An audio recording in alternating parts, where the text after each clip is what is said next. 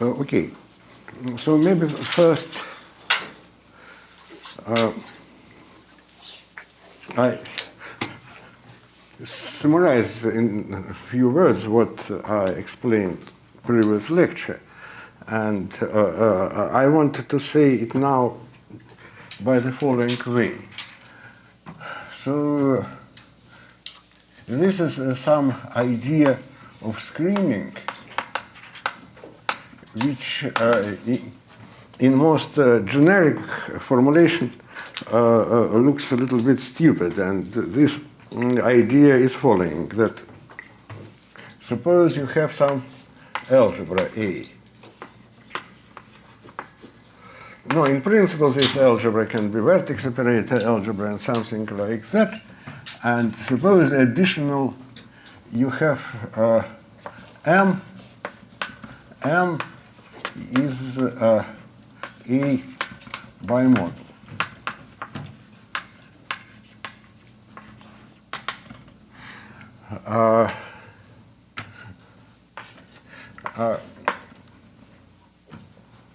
And screening in maybe even this is not most generic situation, but screening is some element S from M. Yes, and if we have such an element S from M, then such S in principle determines subalgebra here. Subalgebra AS, such element A from A, such A times S equal S times A. S element from bimodal, I can consider product from the right, product from the left, and so this is it. Yes, surely it is in the generic situation like this, almost in all situations, this algebra AS is empty. Empty mean consists only constant. And but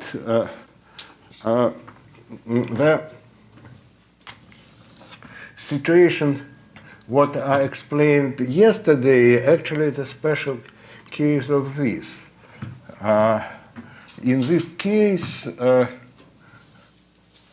A was universal enveloping of G. Yes, and if you're talking about M is what? M is a quotient. No, let me recall what actually was done yesterday. I considered the Fermat representation with some highest weight, and then I had this conception of vertex operator. And vertex operator, which I talked, is of type adjoint representation. So vertex operator, it means symbolically, it means again that G is embedding to the homomorphism from this to this. Yes, and space home VK surely is UG bimodal. No, this is space of operators, and algebra G surely can act from the left and from the right. Yes, and if I take any G here, it means that G is actually mapped from G to this home, VK, and with respect to diagonal action. And after that, what I can do, I can consider a model which is bigger than I can take, for example, one copy of this embedding, and add, generate by model, by action of UG from the left and from the right, I get something, but this something, what it will be?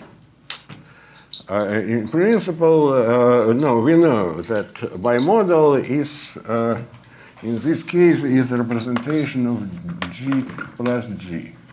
And suppose G is diagonally embedding here. And if you take, anyway, this G is a joint representation of this diagonal G. And I can take diagonal G and induced from diagonal G to all. The corresponding representation after such induction will be something. And this something, this induced representation from G to G plus G, and I induced from a joint representation also, and this G is diagonal. Yes, but no, this induced representation is not, no, it is big. The size of this is like G times universal enveloping of G. Yes, it is just induced representation is looking like this. But in our case, because it is lying here, it is smaller. Smaller, it means that I explained that we can take Casimir, just Casimir, which is acting here, and we know that these G generators of my representation commute with this Casimir. No, because there are some operators acting from this to this, from the same, and G is, Casimir is acting by constant. This fact, no, in principle, representation even smaller, but at least this is definitely true. And so I can take induced representation and factorize it up to consequence of the fact that these things is, and so, no, I explained more or less what does it mean, but roughly it means the following, that this induced representation starting how? It is G generators of this, then I can act from the left, suppose. G and then, no, I said that it is G times universal enveloping of G, for example. So it means that I have this G, it is what generates my representation. Then I can take this times G from here and G times something like symmetric power of G. It is not symmetric power, but it's quadratic part of here. No, and because we no, this Casimir saying us that here we have relations on the first level. And this relation actually I explained yesterday, maybe in slightly different language, but I do not want to repeat it now. But I only want to say that M in this case is a quotient of this induced representation up to something. Yes, and no, astonishingly, this is enough. So if we have such representations, then we can forget about even Fermat representation. Surely we do not need any Fermat for this construction. We have this representation M, and S is some element from G here, because M, in M we have this G, and we can take as screening some element from G, I denoted by A yesterday. And then it is just this, and I can ask which element from universal enveloping of G commute with this S. And again, formally, naively, as you like, such kind of story coincide with what we are dealing with screenings, surely. And it looks strange, but the fact is that at least if S is generic from Cartan or principle nilpotent or something like that, then corresponding subalgebra here, which is first of all commutative, and second, what is more important, non-trivial. And so it means that my statement was that in universal enveloping I have, according to what I said, I have, if G is J-len, for example, I have EIJ, and then I have EI alpha J, and I have a summation in alpha, and I have E alpha beta, E beta G, and so on. And usually people who are doing something with Yangian, they surely can recognize what is this. And integrable system was, I take, no, it is something, but at least it contains some element from here, some combination of EIJ, then some combination of this, some combination of this, and which combination is just this S?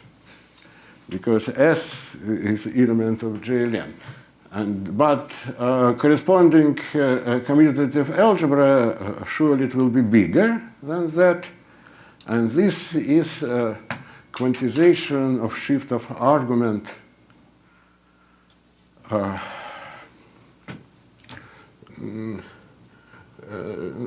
yes. Anyway, it is screenings and so on. And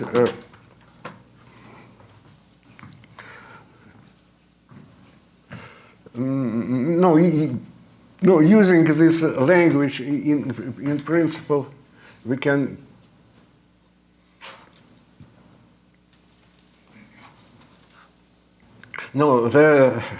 here in some sense we are living from the point of view of W algebra in a normal situation. You can claim that something is screening, but to find out what commute with this and how to do it, it is big problem, and probably in all cases this is completely non-evident what is going on. And how to do it. But anyway, here is such kind of situation, and I said that if you are talking, for example, not about universal enveloping of G, but universal enveloping of G hat, that the similar story is also true. Yes, you also can determine some bimodal type object, and I'll explain it maybe more when we go closer to vertex operator algebra business. But now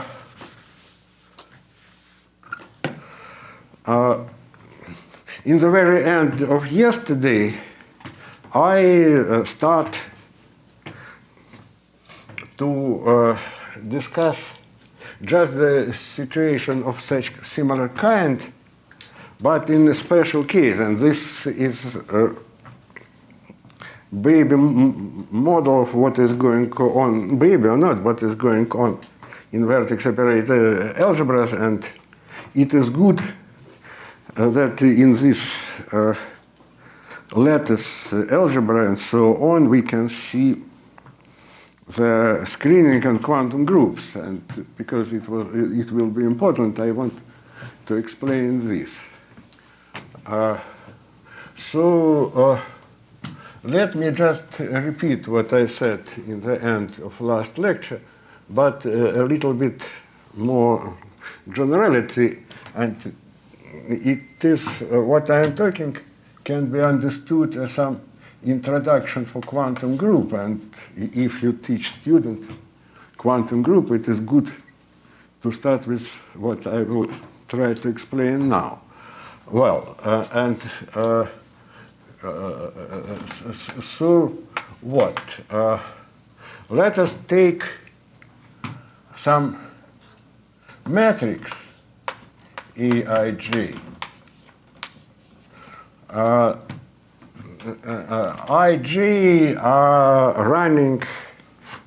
No, for simplicity, I suppose it will 2 by 2, but this E is something like Q power element of Cartan matrix. But there are now some numbers, for simplicity non-zero,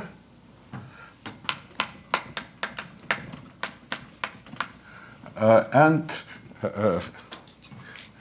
I do not want to choose them symmetric, it is not necessary, but it is just some matrix. Yes, and such I and J I will call color. Yes, and again, to make a situation simpler, I suppose it will be 2 by 2 right now, but in principle,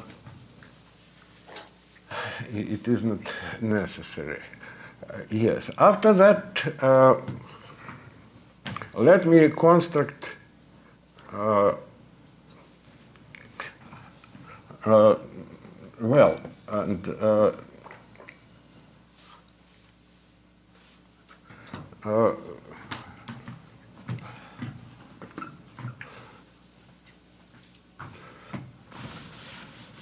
no, because I said about Cartan matrix, so maybe let us do the following, that no, it is just matrix, but better and easier to do the following. Let us take some linear space, maybe C2 and Cn, and let us consider bilinear form, Cn, bilinear form to C. No, usually we will deal with some letters here, inside here, and gamma gamma is going on to C. Yes, and for a moment, let us considering this situation. So gamma is just Z plus is Z power n, and it is some embedded in Cn. Yes, and about matrix Aij, then we choose in gamma basis E1, E2, and so on, En. And this will be form theta. Yes, and Aij will be Q theta of Ei times it is product Ei Ej like this. Yes, and no, if I take such kind of data, then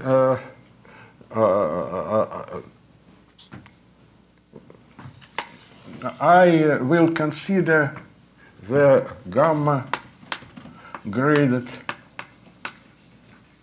algebras. Yes, so all algebras, associative algebra, which I consider will be gamma graded. And first conception, what I need, this is the conception of Q brackets. just what I had in the end of yesterday's lecture, but in a case when it was one by one cases. So anyway, here, if we take some elements A and B from some algebra and suppose grading of this maybe gamma 1, grading of this is gamma 2, and then Q grading as usual we have to write down. Now in such notation it will be Q and this form gamma 1, gamma 2, then B times A.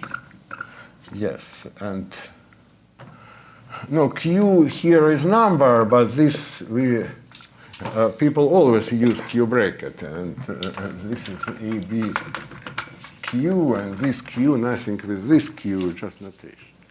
Anyway, we have this. Now,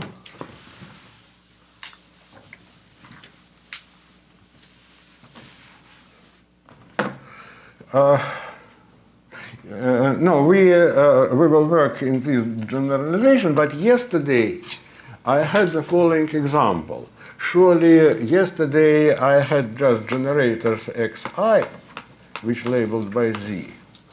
It was my algebra. Yes, and this algebra in this case was their skew polynomials, and xi, xj, Q bracket was 0, 0 if I is less than j. Now in this case, degree of this x was 1, and so in this case, this Q bracket just usual x, xi xj minus q xj xi. Yes, and what I will talk there, it surely will be generalization of this, but algebra, what was here is xi inverse. Yes, maybe some infinite things also admitted, and then it is graded algebra, and this is A. In this case, our lattice is Z, so A is the sum of AM, M belongs to Z, and we can consider A0 to start with.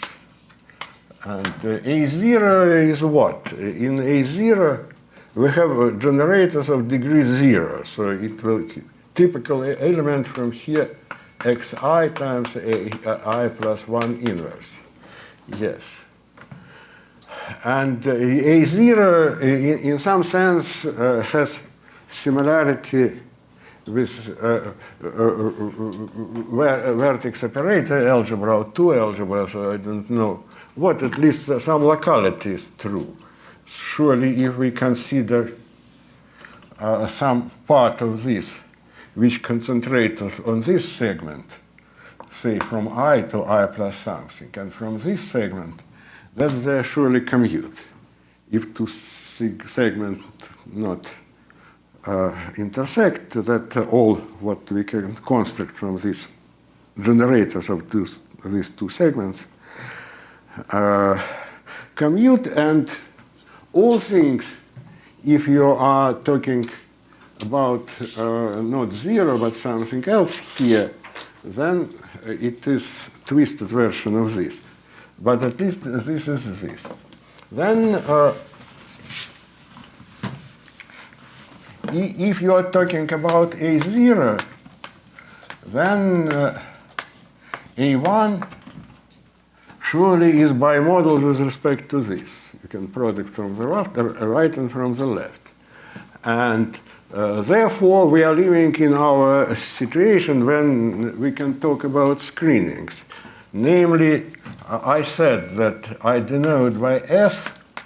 This is infinite, but it does not produce hard, big complication. I write down the sum of xi.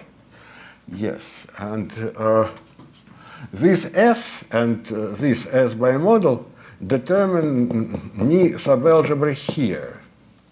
And this subalgebra just some combination in X's which commute with this S. Yes, again, and such kind of definition is very, very, very close to a standard definition of W-algebra, where on the place of A0 we put some Heisenberg, and the S in Virasoro case, for example, is not some but some integral. But basically this is the same story, not great difference. Then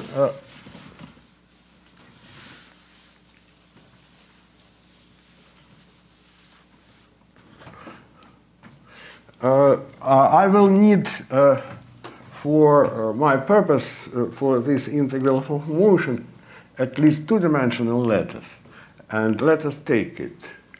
And so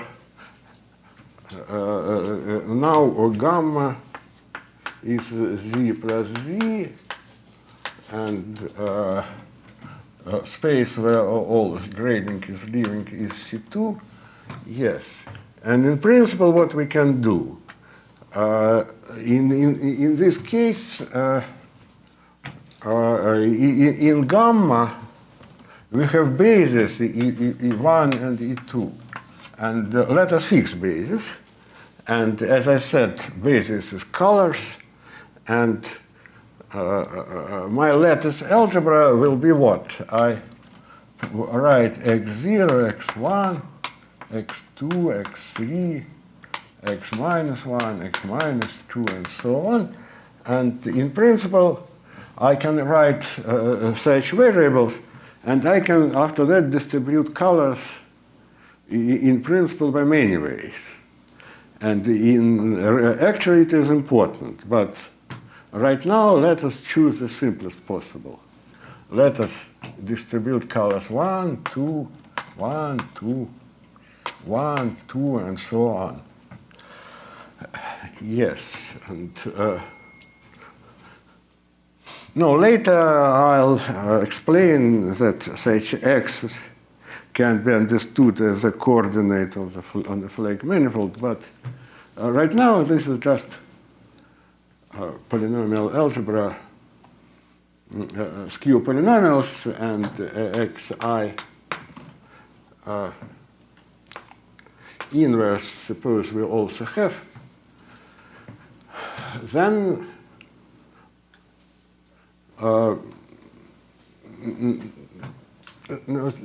no standard point of view is what? That it will be generalization. So it means that we write S1 as the sum of xi which colored by 1, and S2 as the sum of xi which colored by 2. Yes, and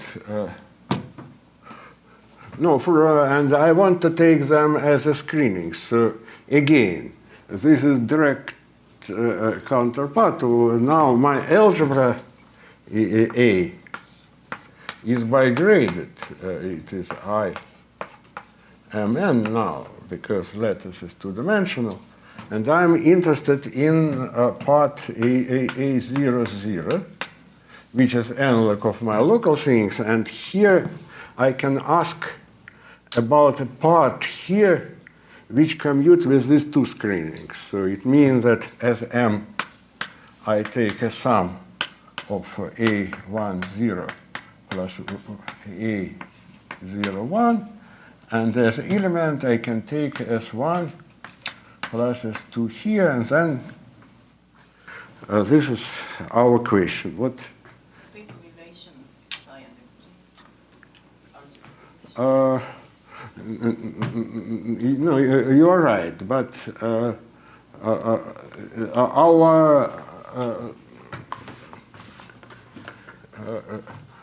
how we do it, it is always the same. So, well, I have this, And this is gamma graded algebra. Yes, and I also have this bilinear form, and my relations are just bracket xi something, cb1, xj1. Here I have q bracket equals 0 if I equal to g. Here in calculation of bracket, I use the element of my 2 by 2 matrix in one place, or corresponding q times quadratic form, and it is always the same. So this is gamma graded, and again, if I is less than j, then corresponding q bracket is 0. Yes, and in this case, if... What about 1 and 2? xi 1? No, it is always so.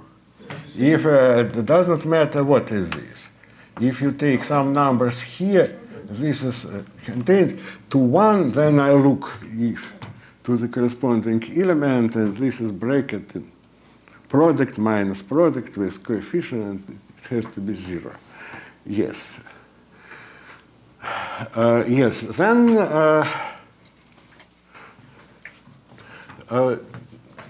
no, this is a definition.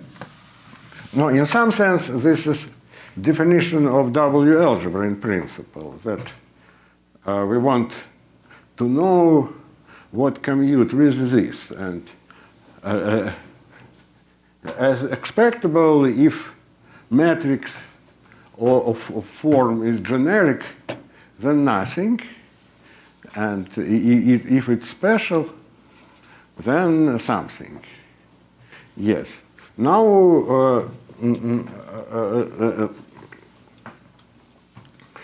no, this situation is what? It is not easy, actually more complicated than for vertex operator algebra to describe the W algebra itself. But at least you can describe algebra generated by screening relatively easy.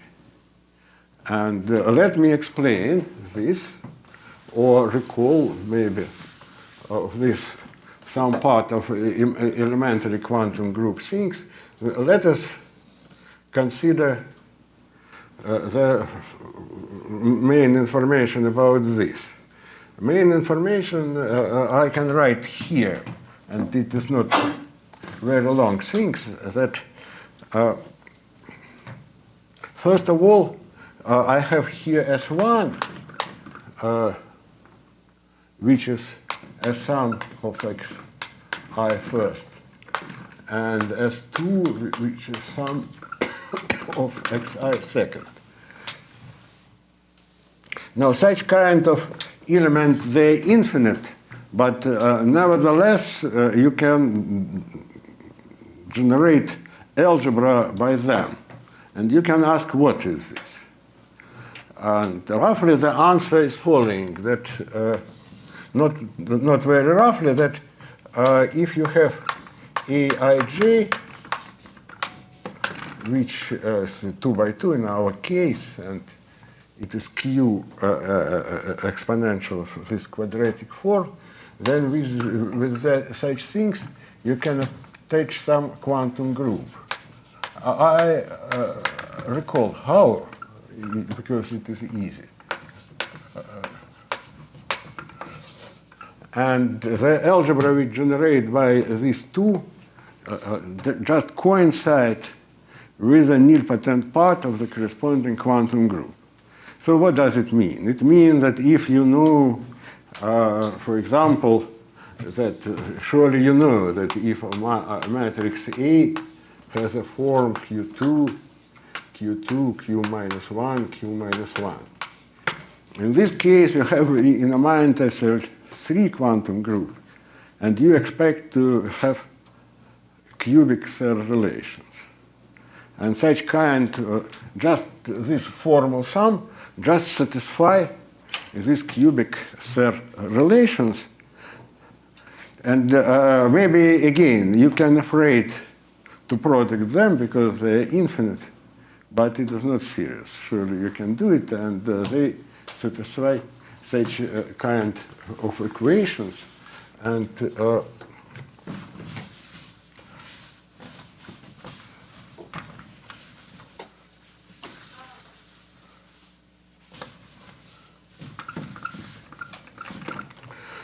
and how it is going, this?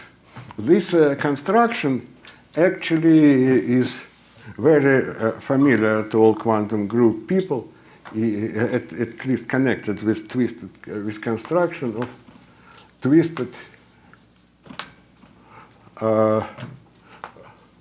quantum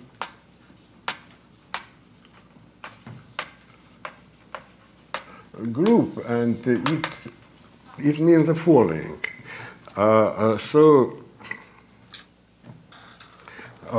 Let us consider the, in principle, what I have. I have two by two matrix, yes, and for using this 2 by 2 matrix, I can define the Q bracket of elements. Then, if you want to make up something like this, you do the following. Let us take two generators, maybe I had X's there, maybe Y1 and Y2. And all what I am talking is Z times Z graded, therefore I can take Y1 and Y2 as the generator of free algebra.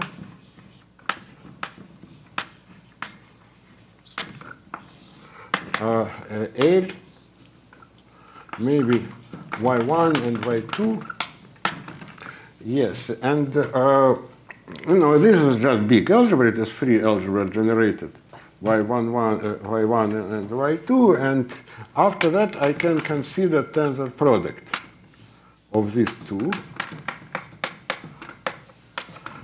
But I consider tensor product into shifted categories. So in usual tensor product, elements A times 1 and 1 times B are commute. And in such tensor product, they are also commute, but up to this simpler matrix. If I take graded element from here and graded element from here, and take A times 1, Q bracket 1 times B, it will be 0. So this is definition of this. And according to textbook about quantum groups, at least some of them, I can take this algebra and I can consider the co-multiplication. Co-multiplication send L, Y1, Y2, to L, Y1, Y2 times L, Y1, Y2. No, maybe better to put here first and here second. Yes, and this in usual quantum group co-multiplication can be complicated, but here, not very much surely. But here it is good that we can use the standard formula for co-multiplication. I1 going to I1 times 1 plus 1 times I1 from here and from here. And similarly for I2. And yes, and this is delta, and no, well, at least it is free algebra. which generated by two elements and has a co-multiplication, but in slightly twisted way. Now, after that, we want to say that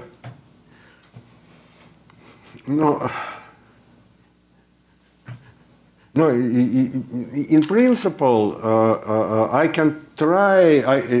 If I want this algebra surely very big, that I want to factorize by ideal.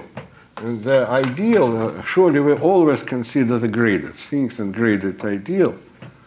Yes, and the ideal is calling Hopf ideal.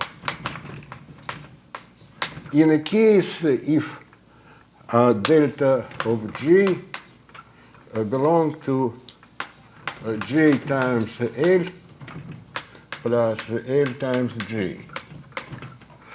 Yes, then, and if we have such things, we can factorize, and result will be also Hopf algebra. Yes, and maybe it is good also to mention that usual name in quantum group, the generators of such kind of ideal. No, in principle, what after that we want? We want to take the biggest ideal of such sort and factorize. So in principle, we are interested in a simple object from this point of view. So I want to factorize such that in a quotient I have not this Hopf ideals. And just name, maybe not common, that generators of the biggest. The biggest exists, first of all, but it is not a big deal. The biggest Hopf ideal are calling Serre relations. No, such kind of Serre relations sometimes can be very different from the usual one. It depends on example what you are talking about. But usual Serre relations surely the example of such things. Anyway, no, this construction depending in this matrix Aij. Yes, and surely if surely or not, but it is not very complicated to prove that if Ij is generic, then no Hopf ideals, nothing. Yes, non-trivial Hopf ideals. Yes, if you want to have Hopf ideal, actually the matrix has to satisfy some condition, which are calling resonance condition, something like that. And again, no, I think that almost all people here know this business, but if somebody meet it the first time, then it may be exercised that what? If we have one-dimensional lattice, and if we have C L generated by Y, going to L generated Y times L Y, and if no, in this case it is free algebra, but we have one generator, so it means that it's not very big object, but still we have twisting here, and all situation depending in some number Q in this case, which is actually one by one matrix. Yes, and in this case it is very, very easy to see what is going on. Because it is grading that you can ask when element I power m is generate ideal. But this is happening in a case when this, if this element is primitive, surely, that if co-multiplication send it to Im times 1 plus 1 times Im. Yes, and it is happening if, it is possible, and it is happening if Qm equal 1, and in this case, if you take 1 times y plus 1 times y and take m here, that are all terms in between canceling, and then it will be this. Okay. Now, what actually is going on when we make up the construction? No, so first notation. Let we have such A. This is matrix, and suppose the corresponding algebra which we are talking about is some UA.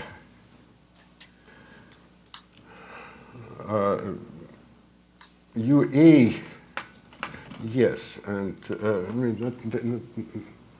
notation maybe not so good, but suppose maybe it is nilpotent algebra, but it dependent in A.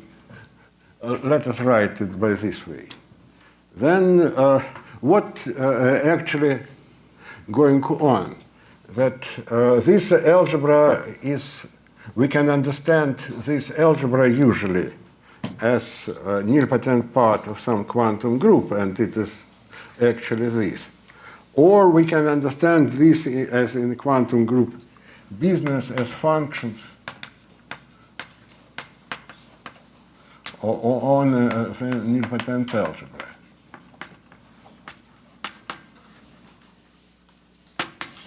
Yes, then if you make up such construction on the letters, what you are doing, such a kind of algebra, it has two very simple representations. One representation is Cx1. It means that this algebra has two generators, y1 and y2. In this representation, it is gamomorphism, I think, to polynomials. y1 is going to x1 and y2 is going to 0. And we also have another thing. So we take this, and it is going to C x2. Yes. And after that, such kind of construction of screening, surely we can get it directly from co-multiplications. And no, it means that we can take this, then we can take this, then we can take 2c x1 again, then 2x2 again, and we can take tensor product of them. And if we take tensor product of such things, that first it is mapped here, then it is mapped to here, it again to map here, and so on. Let us write, for example, 4 of them. Then we have u times u times u times u going to c x1, x2, x1, x2, x1, 3, and x2, 4. And we have map u to this just co-multiplication. And generators are going to this plus this and this plus this. Therefore,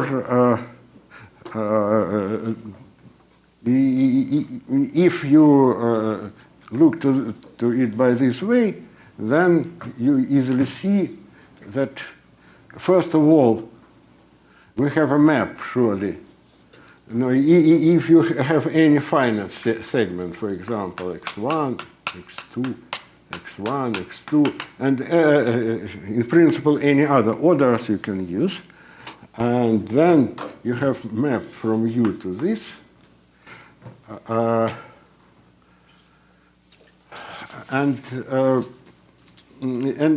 no, because we use so simple representation, then if you consider this Hopf ideal, which starting from degree bigger than 1, then it is surely going on to 0 for any such representation, and because it means that more or less any Hopf ideal in such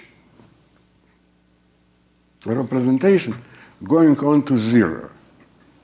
Yes, and Serre relations doesn't matter what one, they also go on to 0, and the same surely is happening if we have infinite number of x's, which I prefer to have.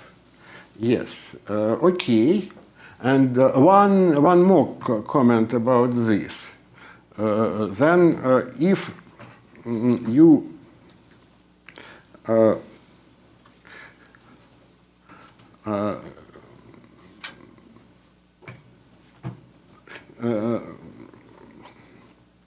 you can ask me if U is the sum or nilpotent algebra, and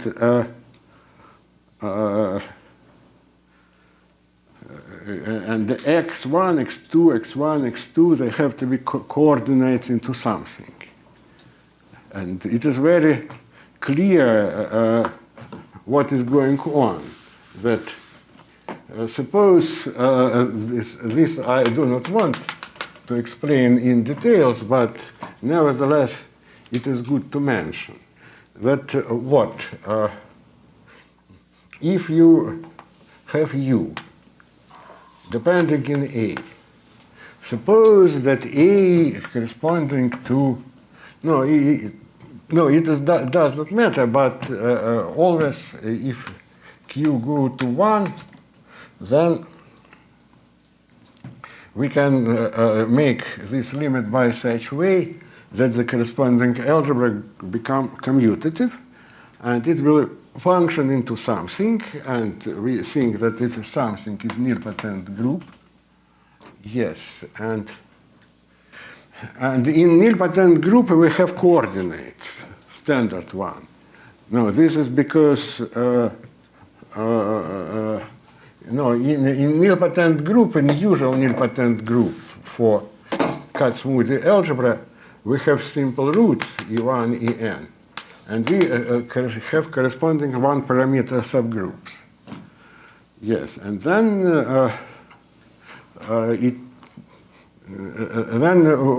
in the nilpotent group, what we can do? I can take exponent x1. Suppose there are only two of them. Exponents x1 e1 times the exponents x2 e2 plus so on, maybe several times. Then it is a map from something with coordinate x1, x2, and so on, xn to a nilpotent group. And the meaning of this map is very clear. So this is something like function in n.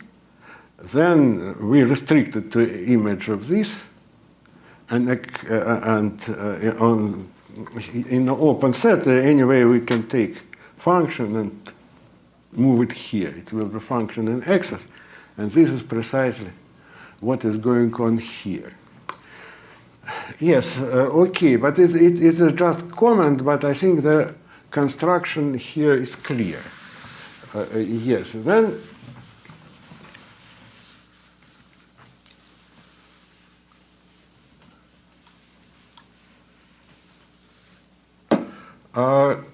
next thing. So let us consider our situation. And so I have x1 x0, 1, x1, 2, x2, 1, and here we have x minus 1, 2, and so on. This is my algebra, and we have the screenings S1 and S2. What I explained now, that S1 and S2 generate some kind of algebra which is described here, and I claim, do not explain, but it is standard thing that it is as algebra, at least it is isomorphic to nilpotent part of the corresponding quantum group with twisted co-multiplication. Now what I also need, this is a joint action of S1 and S2. Yes, and this is a joint action is simple. It means that I have some element of my algebra, E, and if I act a joint way by S1, so it is just Q bracket of S1 with A. And again, all elements are grading, and I put Q here.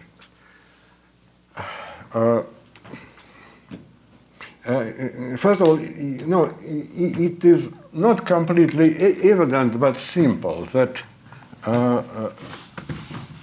we have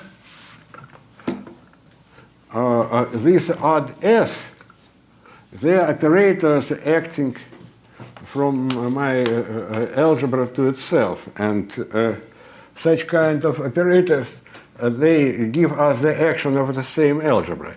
At least what is true, that the element add a joint action of S1 and a joint action of S2, they satisfy the same third relations. So it is the action of the group, and it means that in our case, any Hopf ideal is acting by 0 on this space. Then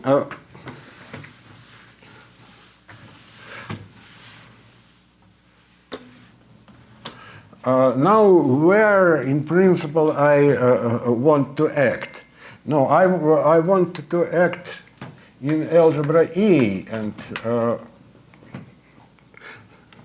no, first of all, even what I said, that if we consider 0,0 component, and I take element from here, that a joint action of Si, this is just weight 0, so it is just bracket of SIA.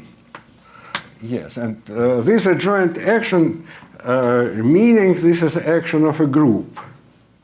And you can see this in a limit, but maybe now better to believe me.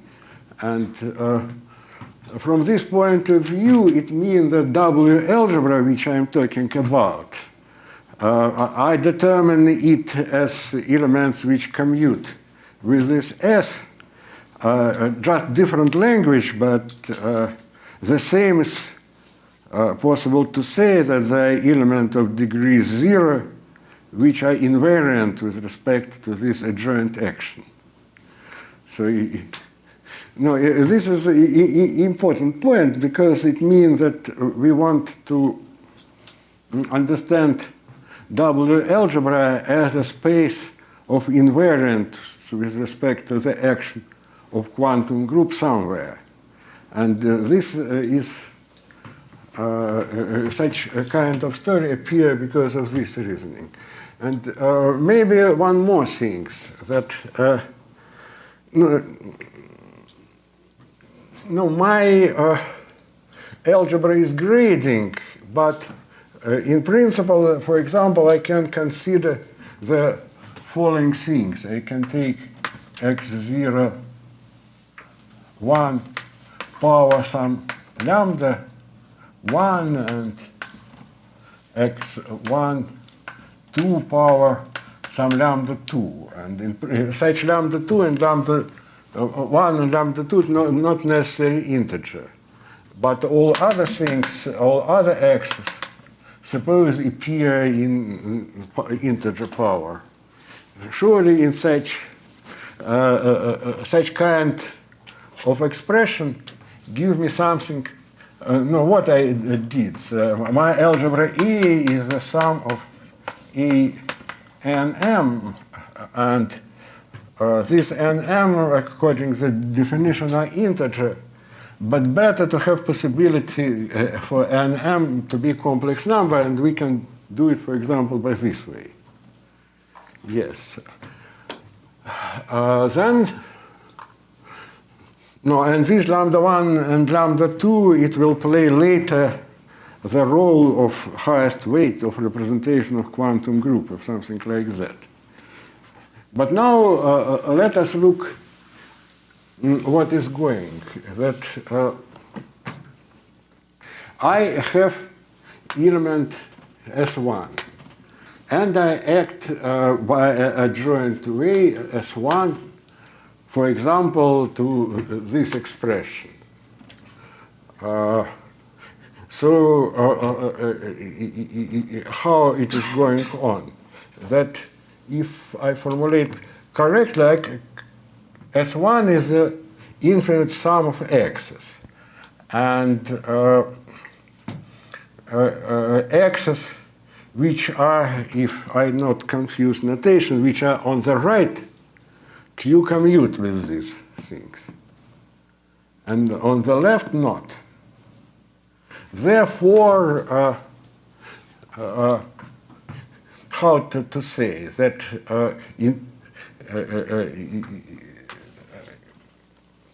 the support of S1 can be understood, no, this is a whole line.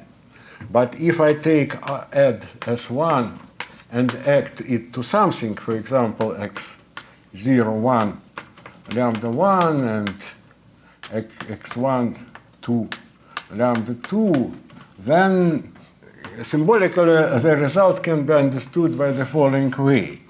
So this is something living here. Then, because it is a joint way, it will be like this times a sort of tail. Tail because such x's which are here not commute, that it's not completely correct, but almost. The result of this action will be this times the sum of this, and so on.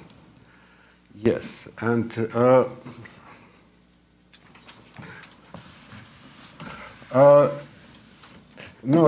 well, and if you act by a joint way second time, third time, and so on, then I mean twice this, or you doing like this, then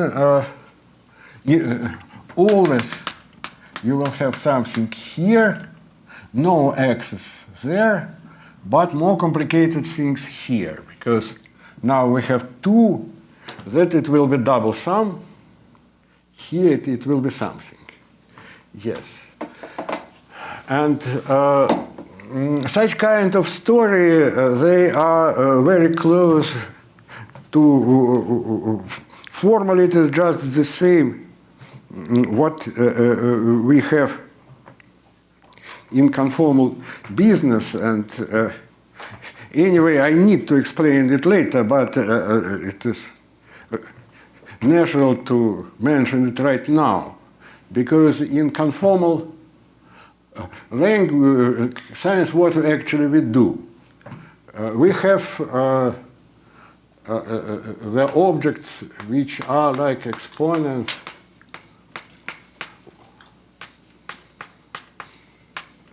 here. Phi is free field, and no, this is vertex operator, and first of all, about vertex operators, we know that if I have exponent like this, and here is P1 and here P2 phi Z1 and Z2, then the corresponding operator product starting with Z1 minus Z2, and here we have scalar product of P1 times P2. Yes, and no, if you choose the branch of this function, you get precisely this Q bracket business. So it means that the product in one order is this, product in other order is Z2 minus Z1 in this power.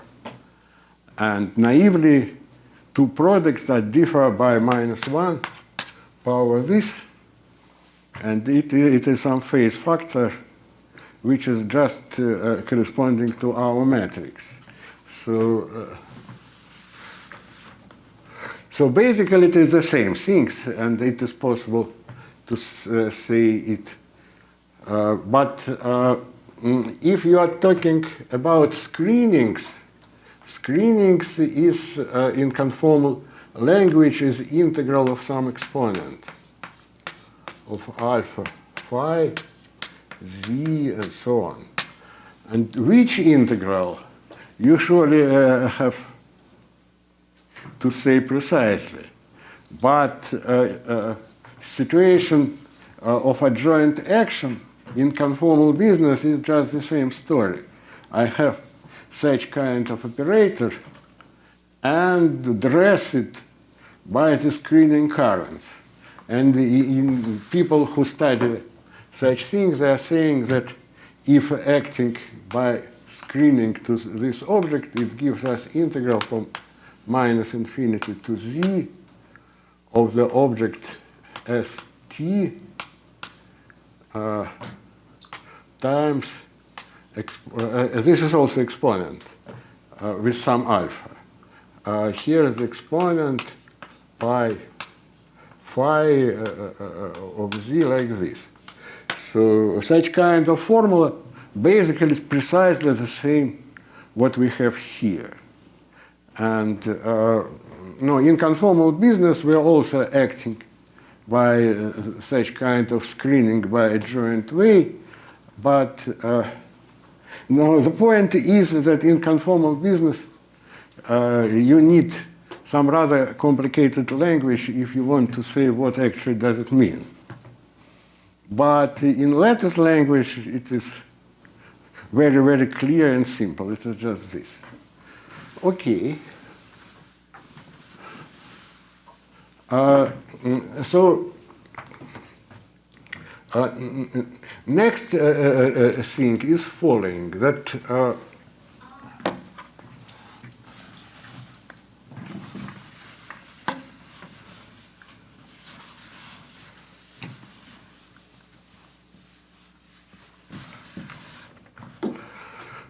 no, I'll explain, but let me just give name. Here it is some phenomena which is calling the cancelling of tails.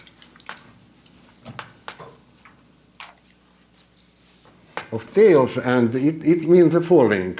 Well, suppose you have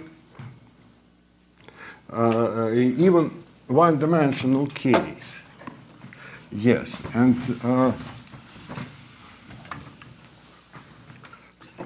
one-dimensional case, it is something like this. It is one-dimensional lattice. In this case, we have only one lambda. Suppose I have x0 power lambda here, and I have only one screening.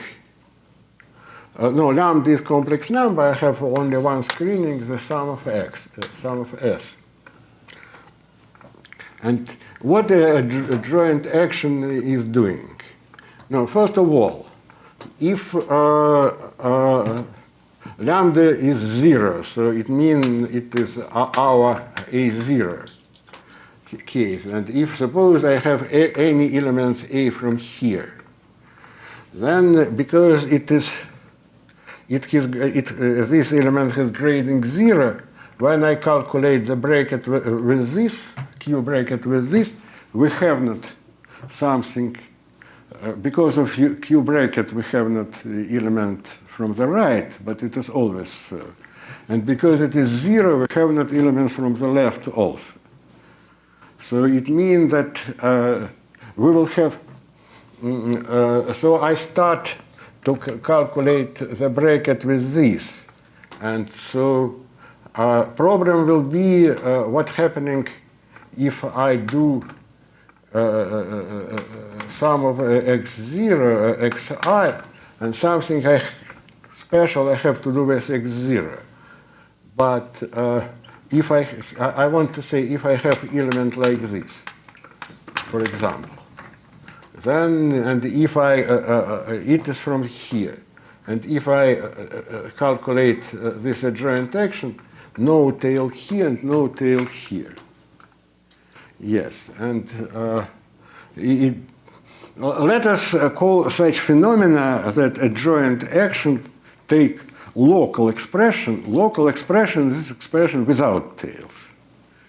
And after adjoint action, we get something also without tail, also local.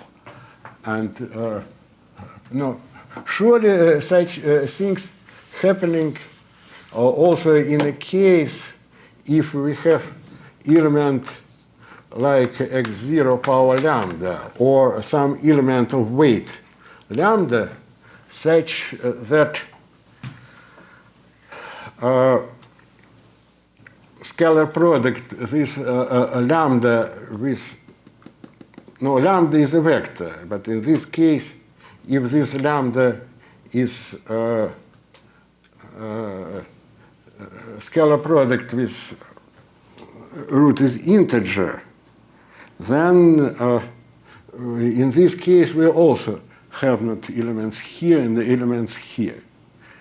In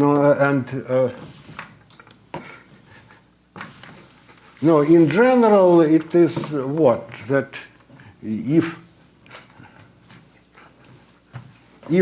lambda 1 and lambda 2 satisfy some condition, then if you act by a joint way, by S1 or S2, then you cannot have the tails from the right and tails from the left. And it is some phenomena, and also I want to say that what sometimes is happening, that you have some element from my space or from my algebra, I mean it is x0 lambda 1, x1 lambda 2, 1, 2, and something here and something here. And this element is local, in the sense that this is element, and local things, it means that I can add here something here and something here, but I suppose them concentrate on some finite segment. Yes, well, and after that, there's a statement.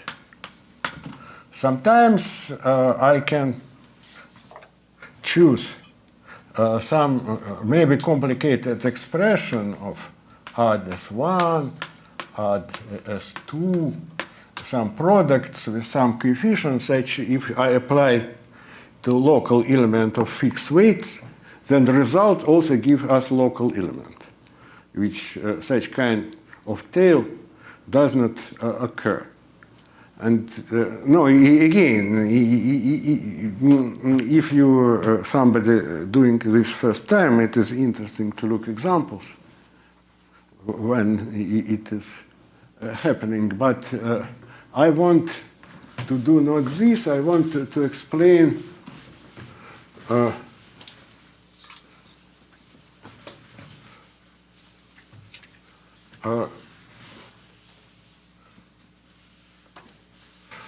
how it is going, or how to work out with this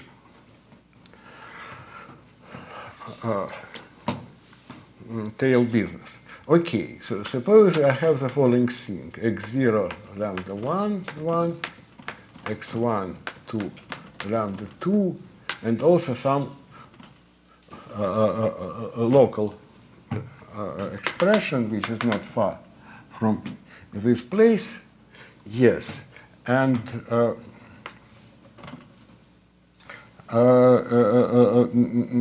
no, so let me do the following. So I said that I have quantum group UAN. Yes, and then I have a map from this to CX1 and CX1 and also CX2. Yes. And then I said that my construction is in a lattice is a tensor product of this. Let us do it a little bit more precisely. So first, no, surely it is not a big problem, but I did not mention it. We can take tensor product in both directions. But in both directions, it means that from the point of geometry, we are doing something like semi-infinite flag business or things like that. Again, more naively and more natural, at least from the beginning, just to consider half a line. And right now, it will, for me, it will be more natural, and so we have x01, x12, x21, and so on. And this is algebra of skew polynomials, which is living there. It is some such kind of product. And let me consider also universal enveloping of n itself, A, and make a tensor product this times, this times, this times, this times, this. So as a result, what I have these things, but now on half of a line, but it is a tensor product to UAN. No, I can do it, but it is not very much different from what I did. So now my lattice is living here, but here it is universal enveloping of n. As I said, this universal enveloping of n is algebra generated by S1 and S2, where this S1 and S2 is sum of S's on the half of a lattice which is here. So if I am talking about this, it is just part of my picture. And no, in a moment you will see why this is good for me, because here on this infinite of such things, I can define the action of some algebra. Part of this algebra I have, because, well, no, it is such kind of product. So, for example, element S1 now is what? Is generated from here, Y1, plus the sum of xi0. And S2 is Y2 plus a sum of xi1. And surely I can, in this case, I can define the adjoint action of S1 and adjoint action of S2, and they're acting here as a screening things, and so it is fine. And also, but it is good that here I can define the action of not only nilpotent part, but the whole group. and also in some twisted version, but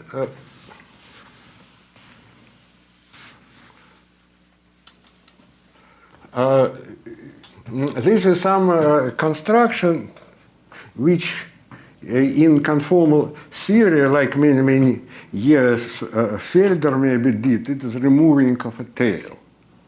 This is such kind of construction, but it is very simple because we have universal enveloping A of n. We have commultiplication map from universal enveloping of n times universal enveloping of n Yes, and I can determine here the following operators. This is graded space, and we have component here in this multiplication, which is going to y1 times yan. So we have many terms. Some term 1 times something, then y1 times something, then y2 times something, and so on. And we have some operators which is reasonable to determine something like this, which take element from this, and if I act to element from this, it gives of A, it is this element in this component. So again, better to write it more precise. I have delta of this. It is a big sum, but no, for each one, it started with 1 times A, then it will be y1 times d over dy1a. In principle, many other terms, but I am interested only in this element. It is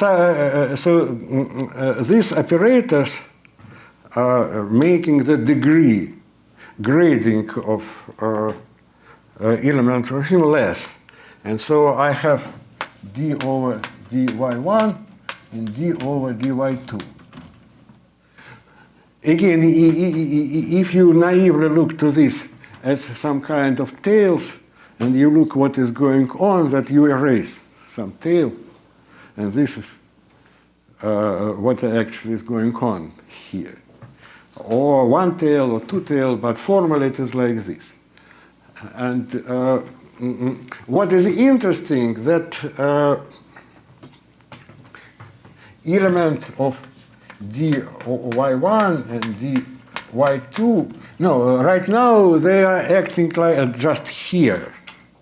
But actually this is the same algebra, so it means that it has some co-multiplication, if you like. It all third relations are acting by 0 and so on. Yes, and after that we can use this here. So here on this data we have the action of this adjoint Si and d over dy in no, there I write down them as derivatives because, and I had a reason for that. They're very close to derivatives, but as I said, they're not commutants, so blah blah blah, and they generate complicated algebra. And what we have, it is one of also very standard way to construct the action of quantum group. So we have action of this, it is n plus is acting. And we have action of this, it is n minus is acting there. If we want to be precise, it is not standard things. They are modified by some contribution of k. But up to this, So this is the action of quantum group, but in this twisted category. So it is almost the same up to some correction. I think it is right now, it is not important for us. But I want to say that in all such story, we have the action of some algebra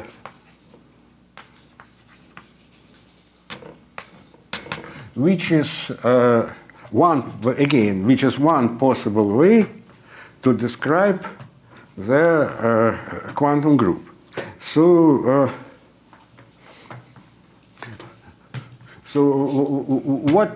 what we have after that? We have such kind of things, and I can start to act. Yes, and now it is not very much important that we are living on in half of a line. We can live, if we like, far from this point, and suppose we have something like here, x power lambda 1 and x power lambda 2 here. And then if you take such kind of things, then no, if you believe me, no, the quantum group, it means that no, the serious things which we have to check and to write correctly, that such derivative and adjoint action, they satisfy some version of a relation in quantum groups. So their bracket, maybe some twisted bracket or something like that, are equal to grading operators, or operators k, which are acting here. And this is so, and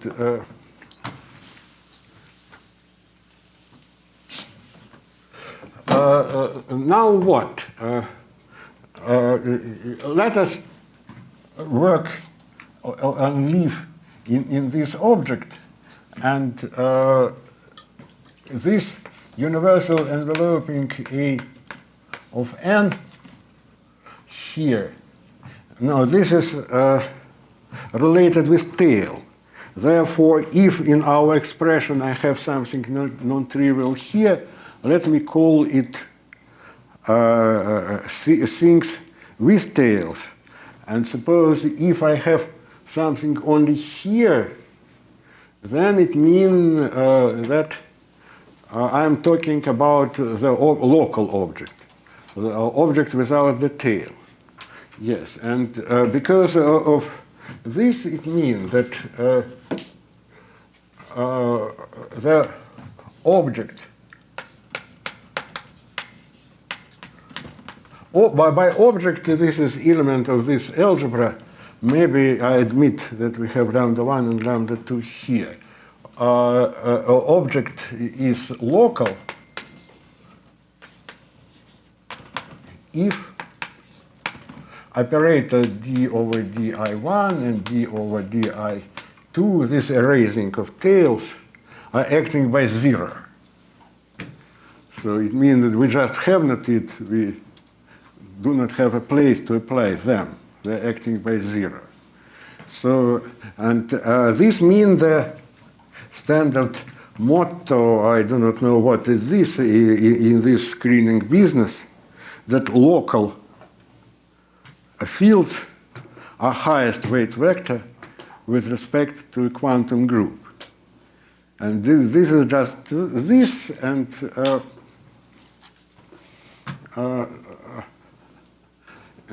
what we expect and what is really going on. If we have some expression here like this, anyway, suppose it is far from this end, but maybe not, it is not so important, but anyway, this object is local. Yes, then I can start to act by adjoint Si to this object, but because it is local, it means that it is killing by annihilation operators. It means that the representation of quantum group which generate by such kind of things has to be, and it is, Fermat representation of corresponding quantum group. Annihilation, annihilate, creation, create, and then it will be something, but surely creation operators, it is this. They create the elements from here. Now the serious statement about all this story, that suppose you have local expression.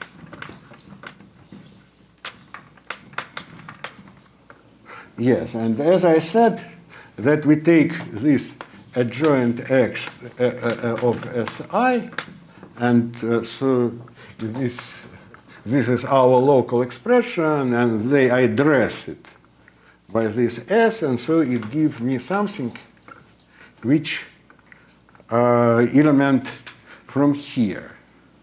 But suppose that the weight is following, that the corresponding Fermat representation has singular vector. It's possible that we have singular vector here. But singular vector is what? It is still some expression, and it is some combination of this add S, but it is highest weight vector also. It is killing by operators from here. It means that if we take this singular vector in this Fermat, then it will be also local expression. Because it is highest weight vector, and in this space, the elements which are killing by annihilation operator, by this, they have not this term. Therefore, our conclusion is what? That any singular vector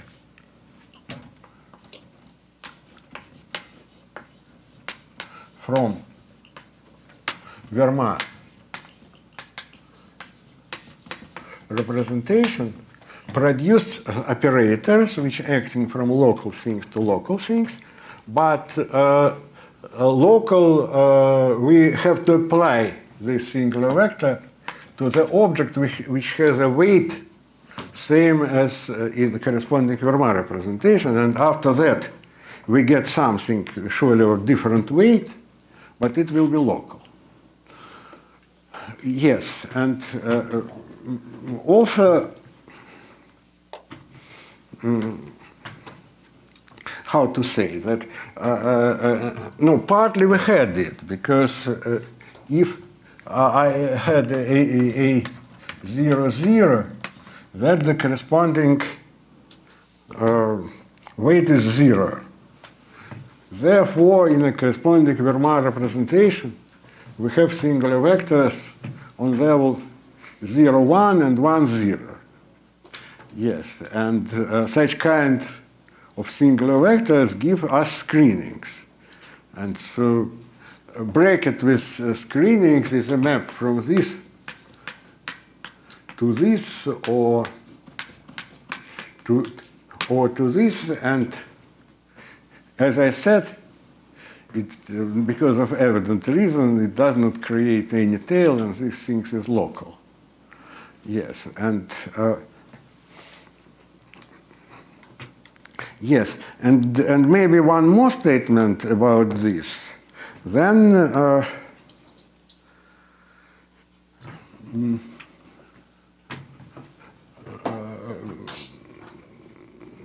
well, again, I discussed the question about W-algebra. W-algebra, it is something which commute with screenings. Yes, and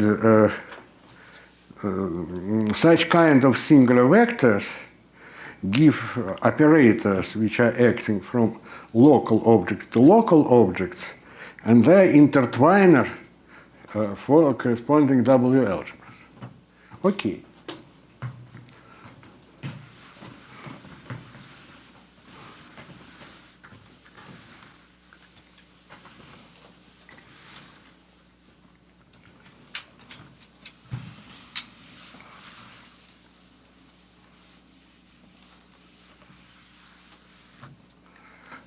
Now,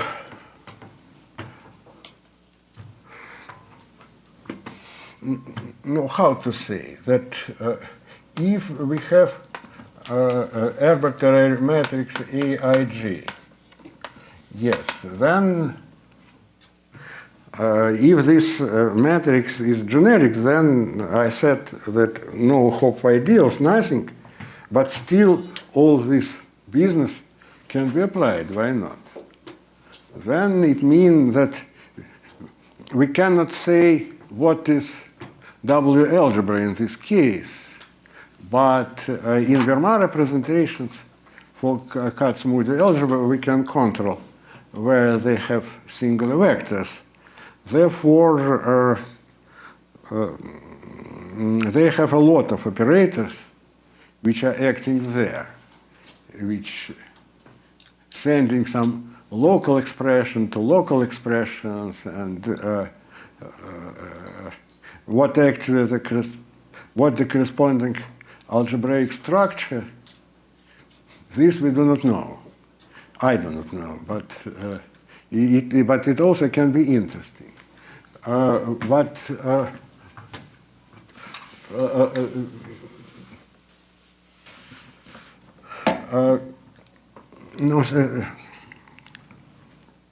No situation with Virasoro algebra and so on, I will discuss later, but most interesting case when the corresponding matrix E, Ij, corresponding to some affine Kac-Moody algebra.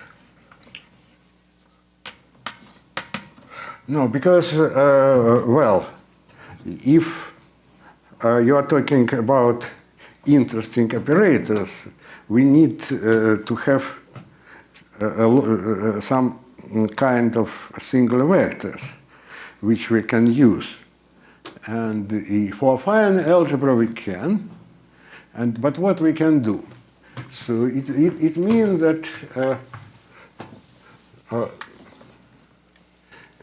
no, again, matrix Aij, even not necessarily symmetric, but it is not important. Let us take as a matrix Q square, Q minus 2, and Q minus 2.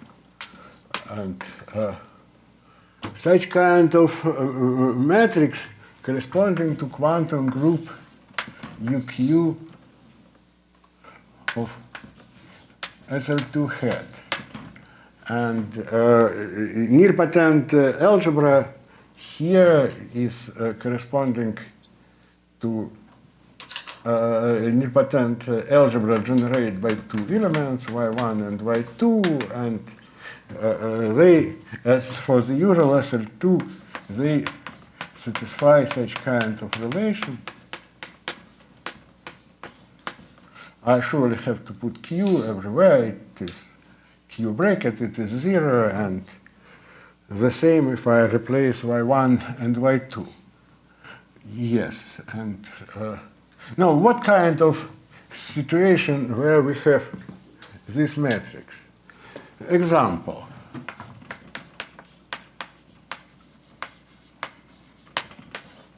Which is simplest and most natural. Let us consider the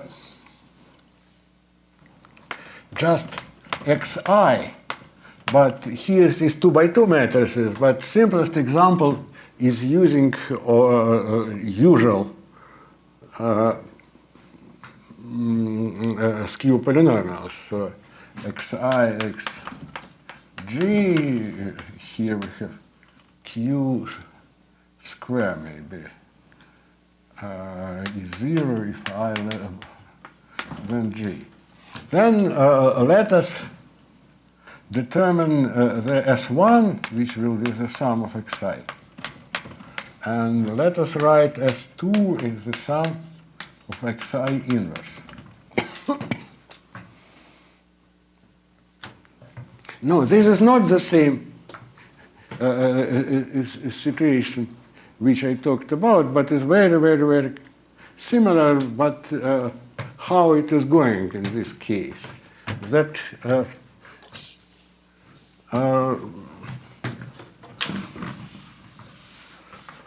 no, the point is that if you take this matrix and if you consider the universal enveloping of the nilpotent with generated y1 and y2, then such kind of algebra has a map to C x inverse, where I1 goes to x and y2 goes to x inverse. In this case, it is easy to check that the relation holds. So it is such kind of map, and even if you want to understand it from the geometric point of view, it is also not a big deal. So anyway, it is possible. So if you consider such kind of lattice, so it means that you have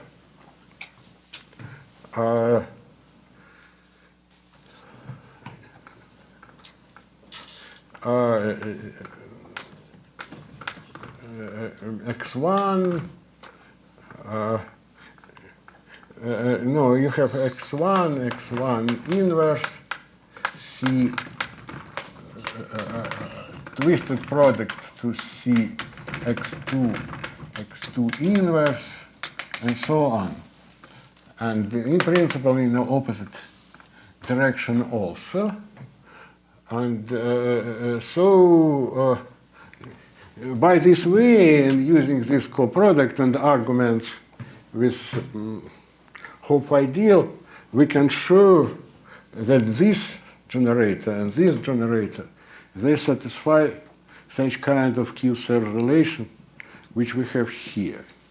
And so it is the same story. We have such kind of algebra, x's and the x stars, and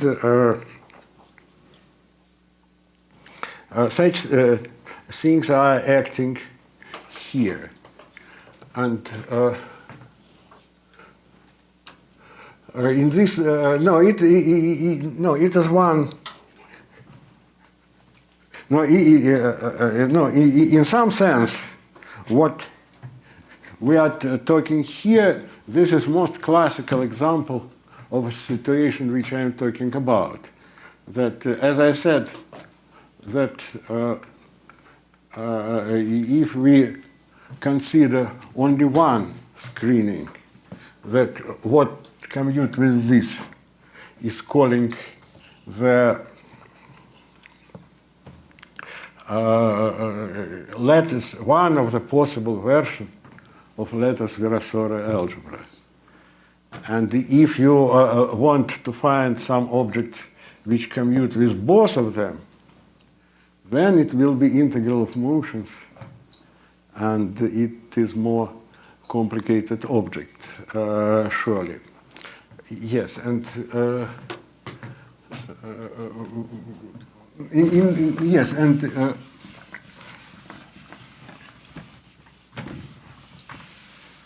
now next idea can be applied in this example and in any other example.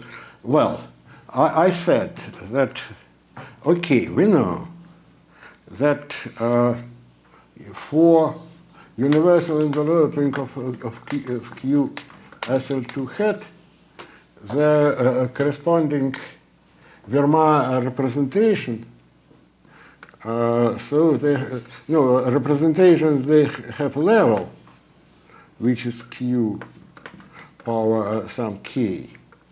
This is some number, and it has some weight, maybe Q some H. Yes, and it is known that single vector in Verma representation appear in a case when a corresponding Fermat representation has critical level, -2. Usually in quantum group, we have many things like that, because we need not k, but this number, actually. Therefore, we can change k, does not change this number, but let us skip it. But anyway, if I have this algebra, then what is known about this algebra in quantum case and in usual case also it is known that if level k is critical,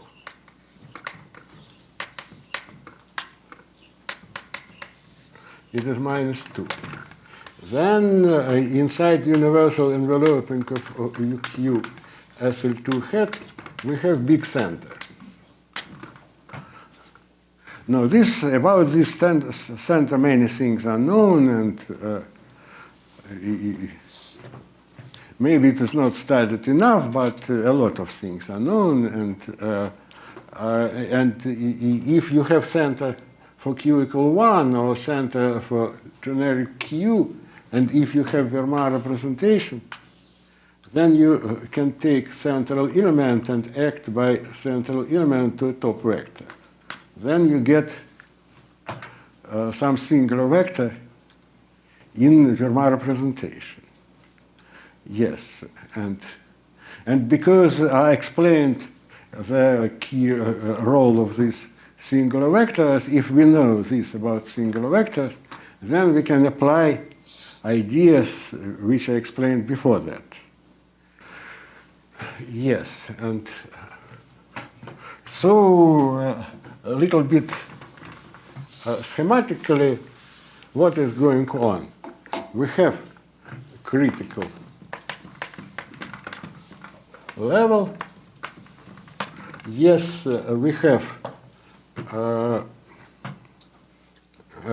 special, in this case, we have center, and in this case, if level is critical, then I can take any Fermat representation with H. Maybe let us put level here for SL2, it is -2. I can act by central element, and so it gives me a singular vector here. And therefore, in this case, it means what? If I take element from here, from center Z, and if I have local expression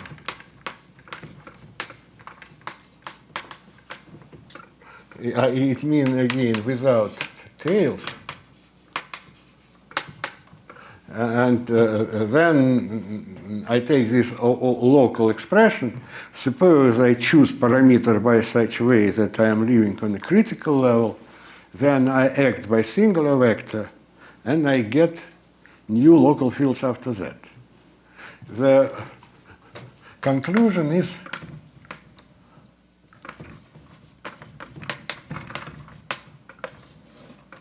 that center on a critical level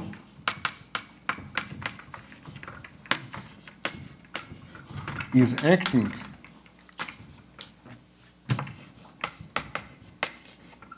in the space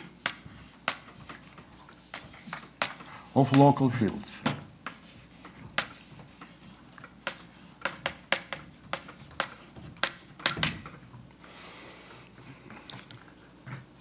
Okay, and some break maybe. 10 minutes. 10, okay.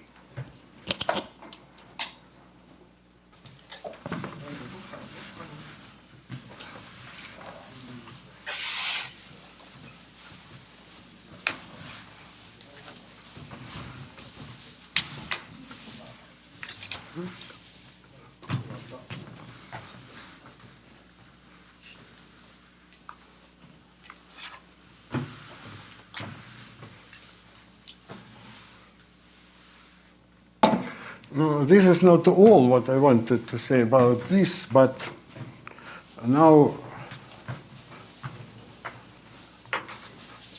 no, for you and for me it will be easy if I change subject to vertex operator algebras. Yes, and first of all,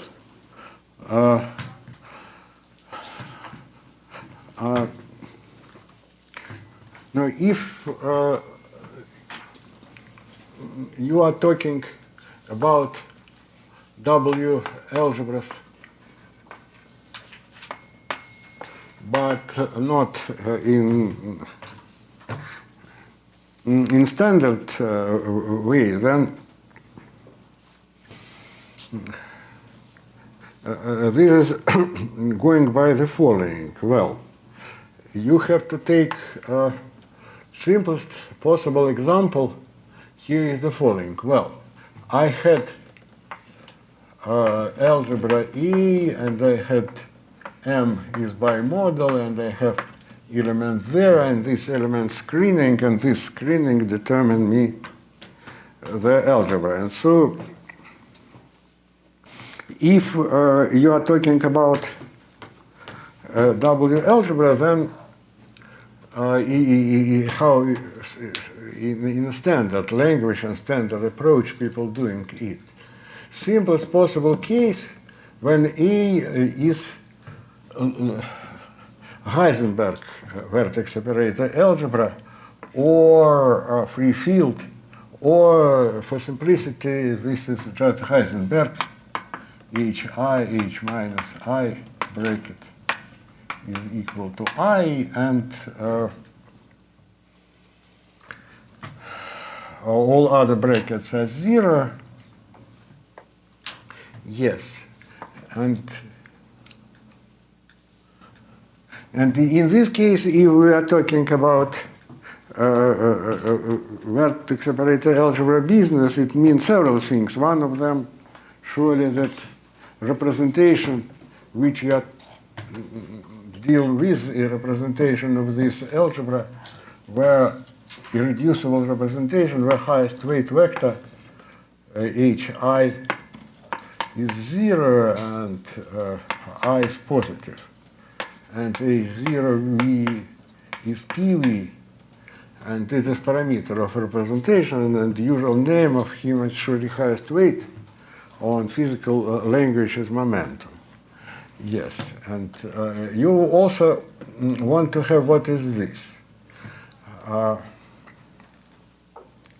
Now, simplest possible representation of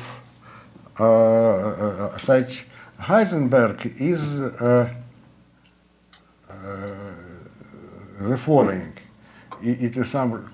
No, it is not bimodal yet. It is some, on the previous life, it was a joint representation, something like that.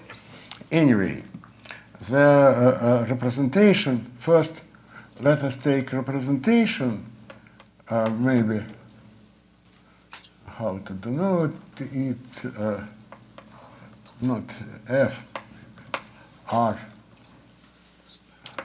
maybe some mu, and it has basis Fi, I belong to Z, and the action Hi Fj is mu times Fi plus J. Yes. So you have such a representation, and in principle, it is some kind of a joint representation. Then how I can proceed?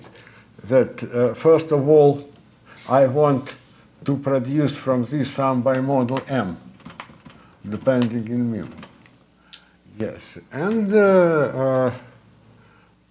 then take some element, and what commute with this element, it will be our W-algebra. Yes, the logic is always the same, but who will be him? no, the best way to use more or less what I use for vertex operators. And vertex operators here is what? That I can take some representation of this Heisenberg. Actually, no, for that I also need notation. It is Fp. Yes. And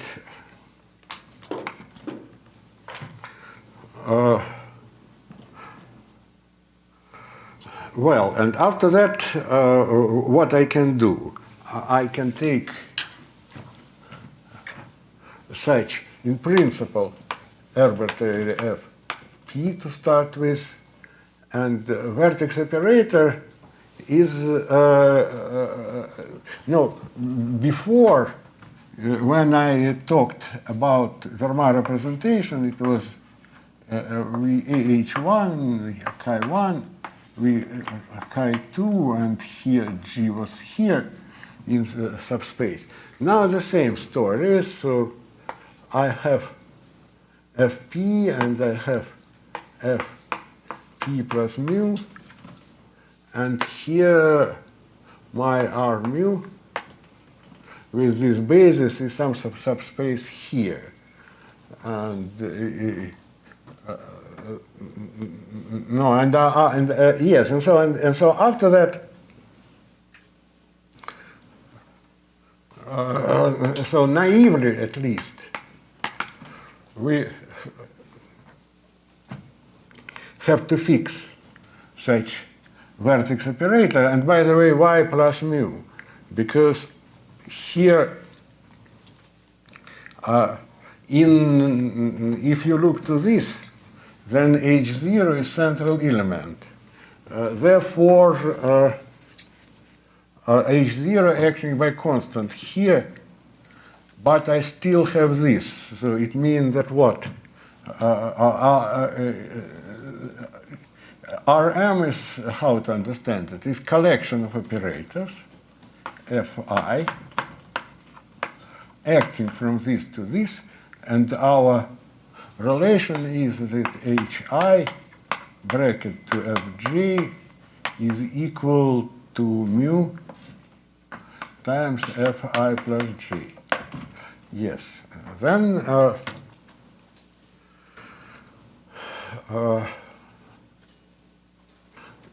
no, if you fix this, then if you want to know how many operators from this to this you have, and if you suppose that G here is integer, then we have to know what is going on the top level.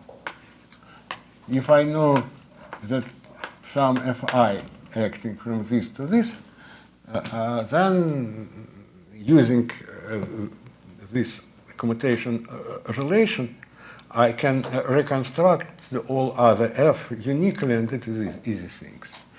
Then logic, what I had here is the following, that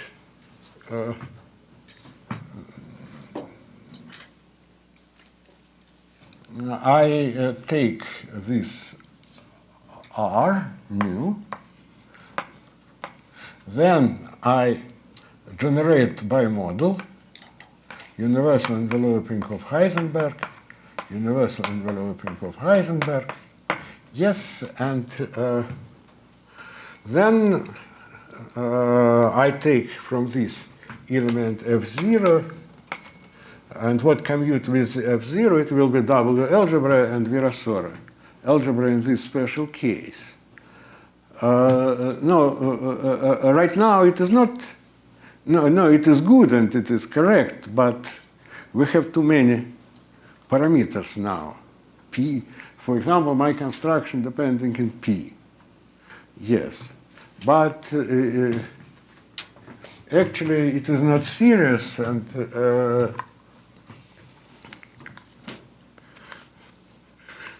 and And one more thing about this.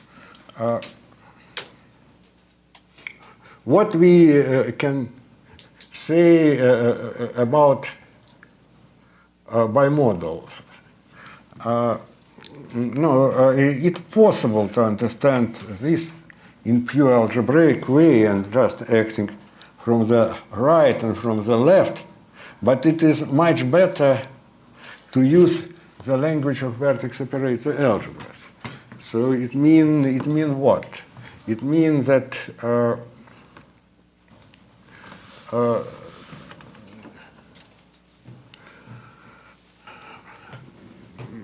vertex language of vertex operator algebra, it means that we are working not with hi, but we are working with the element of hz.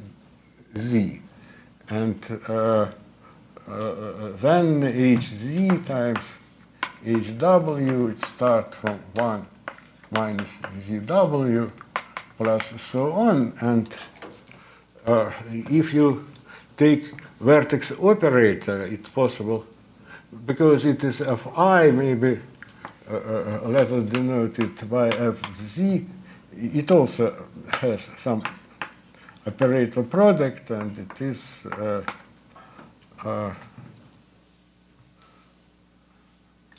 it is what? It is 1 over w minus z. We have fz here, and we have mu here, plus so on.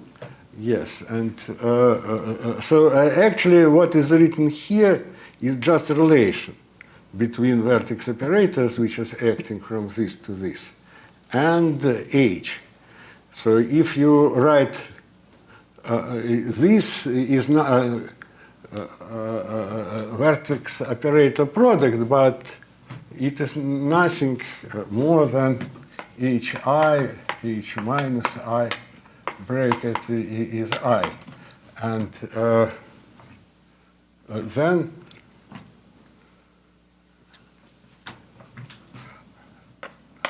here it is square. Yes, and then and here it is nothing that hi with fj is mu fi plus j. This is just rewriting the same relations as vertex operator algebra product. Yes, and after that,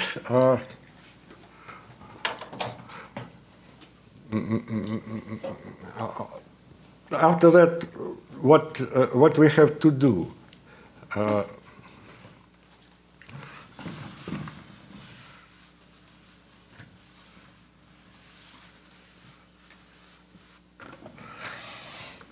No, first of all,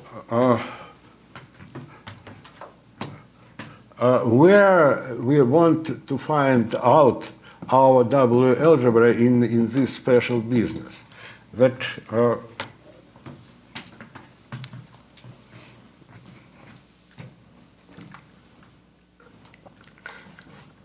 no, vertex operator algebras, no, this is Heisenberg, and it is very simple, but what actually we have? No, this is Heisenberg, and we have what is usually calling the vacuum representation. And this vacuum representation is what? So it is F0 in my notation. So it is V, highest weight vector, then H minus 1V, then H minus 2 and H minus 1 square, and so on. Yes, and after that,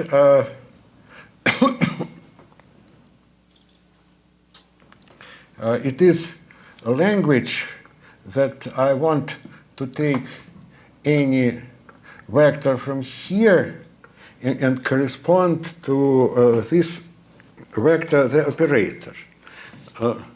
No, to explain here all details is not possible, but at least I need to give to develop some language and to formulate what is going on here. That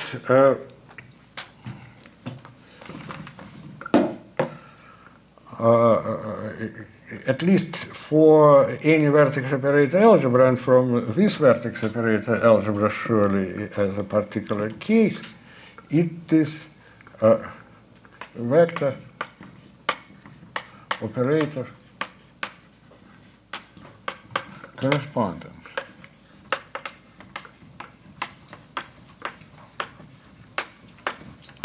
So what does it mean? This I want to explain without big details, but at least to say something. To highest weight vector, we corresponding just identity. It is just also operator, but it is acting everywhere as 1. If I take h minus 1 to this, I correspond to operator hz. And if I take h minus 2, that I correspond to operator h prime z, and h minus 1 square, it is corresponding operator which is denoted by this way. And well, and so how to understand it? At least in physical way, the standard way to do it, it is fine. But for mathematical description of what is going on here, it is better use so-called co-invariant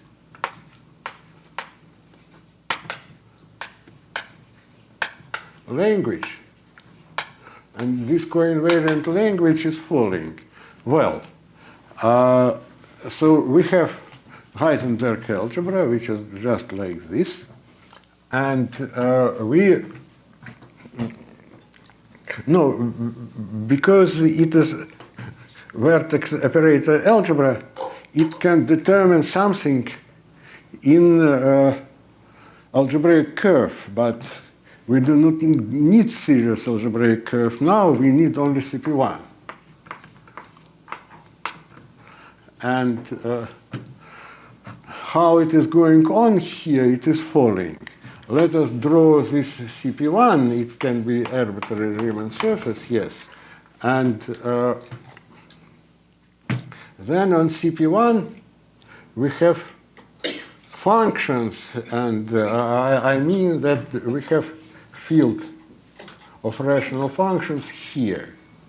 And if you fix any point, A here, then you can consider the completion of rational function in this point. So therefore, completion, it means that to this point, you correspond the data following z minus a inverse. It means that it is Laurent series infinite in this direction, and z minus a, it is coordinate in this point. Yes, and because it is as algebra, this is, no, let us denote this by t, for example. Then it is just local coordinate, it is like this. Now, what is Heisenberg? Heisenberg is central extension of this. What does it mean? It means that, hi, surely they are the basis here, but if you want to formulate it without basis, it is easy, you can do the following.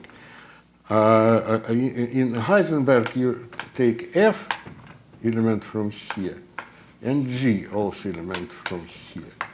And the bracket is the residue df times G. Yes, and so why it is good to say by this way? This is because now using this language, I can take representation, say Fp, and put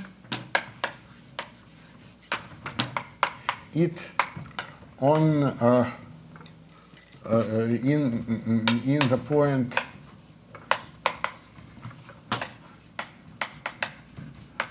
E, just to here. And it means what? That we have Heisenberg, which is this space and central extension by 1. And it is maybe central element, but so it is 1. And I can do what? I can put Fp on this point. And what is this? In my Heisenberg, I have C, T, and a central element 1. Here, I can consider it is subspace, and surely abelian subalgebra here. I can take a character of this. A character sent 1 to 1, and T0 it is to P, and all other Ti to 0, and then I can induce. Therefore, here now I will have the same fork representation, and this fork representation is sitting now in this point. And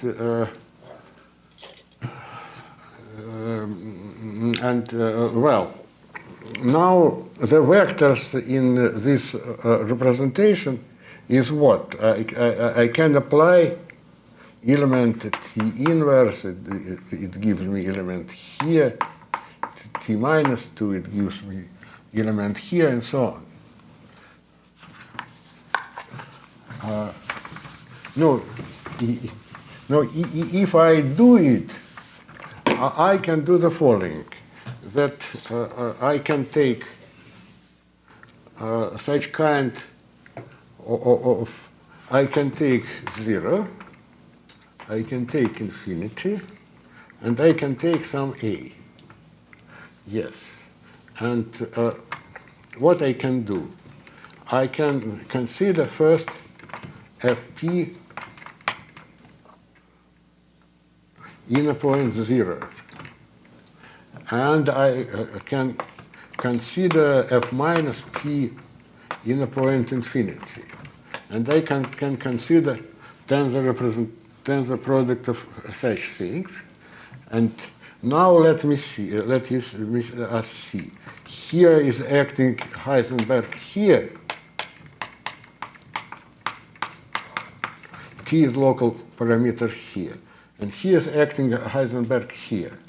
But if we look to the function C, maybe ZZ inverse, this is a space of function regular on CP1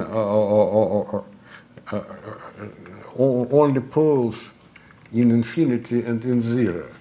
And such kind of things can be embedded in a Heisenberg in a point 0 plus Heisenberg in a point infinity. Then,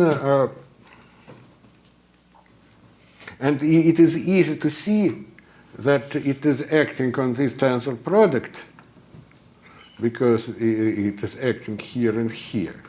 And this is only one invariant functional to C, which 1 on the product of highest weight vectors, and it is uniquely defined. So it means that in this language we know that Ft0 and F minus P infinity, there we have a non-generate bilinear form. So actually they are dual. Okay. Now it is good to say the following. Suppose we have the same CP1, but we have 3 points now. Suppose 0, infinity, and A. And no, it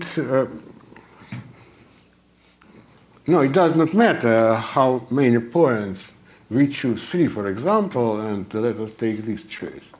I want to put here fp1. I want to put here fp2. And I want to put here fp3. And on this tensor product now acting maps from cp1 minus 0a and infinity to c. Why? Because I can take such function and expand it here, here, and here. And it will act as Heisenberg here, here, and here with central extension. All will be okay. It is easy to check from Stokes' theorem. And the statement is that if P1 plus P2 plus P3 equals 0, then this is unique functional from this to C. Unique invariant with respect to action of this. Yes, and this is very, very easy to check that. Now, using this, we want to develop some meaning of this. So what? We can consider the special case of this.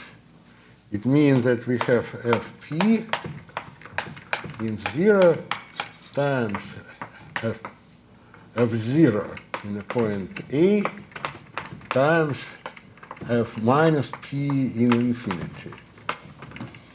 And we have the only functional, unique functional to C actually determined up to a constant. After that, how to do? So here's 0. The sum of them is 0. Now, how people are usually doing? No, unique functional, it is evident because this thing is representation of 3 Heisenberg, and the sum of 3 Heisenberg, and something annihilate highest weight vector, and we factorize by functions which are regular here. And if you have Heisenberg and representation which induced from something, and you factorize up to complementary space, that surely dimension is one dimension, dimension of such map is one dimensional. But after that, what we can do? We can take, we can fix some element from this space, say R. And then this element R determine the pairing of fp0 times f minus p infinity to C. But now this pairing depending in R. But we know that before, that if R is 0, if R is a vacuum vector actually, or just does nothing in this point, then these two spaces are dual. Therefore, the vector here, R, depending in A, determine the pairing of this and this, or operator acting from fp0 to fp0. Now, actually, such construction is this is meaning of this. So you have some vector in vacuum representation. It is this, and this, and it is some machine which gives you the operator which is acting from this to this. Yes, and if you look precisely what operator we get, it depends what vector R we take. Again, and by this way, from construction, it is easy to see the following, that you get some operator depending in A. And if, by this way, such operator acting to completion. But if you expand it in A, each coefficient is well-defined operator, which is acting from fork to fork. And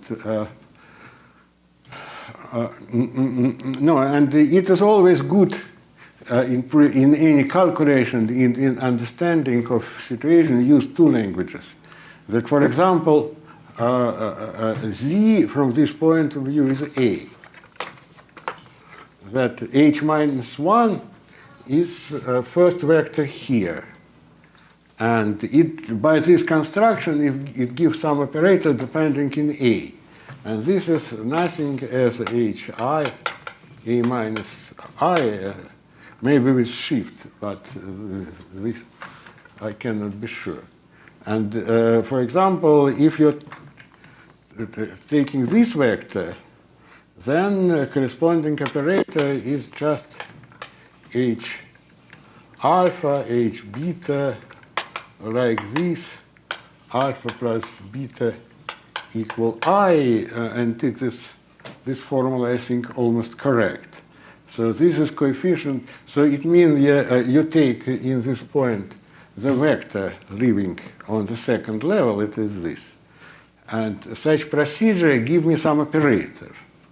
And this operator is something depending in a point, and in terms of component, it has such structure. Okay, and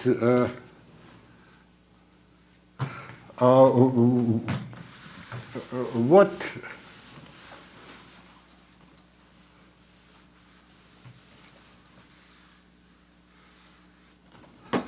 now how to say about screenings in this language? I said, well, that it is a representation of Heisenberg, it is element F0 and so on. But first of all, it is good to say what is vertex operator itself. If this vertex operator is acting from, no, it has to act, as I said, from one fork to another. And what is this? We can take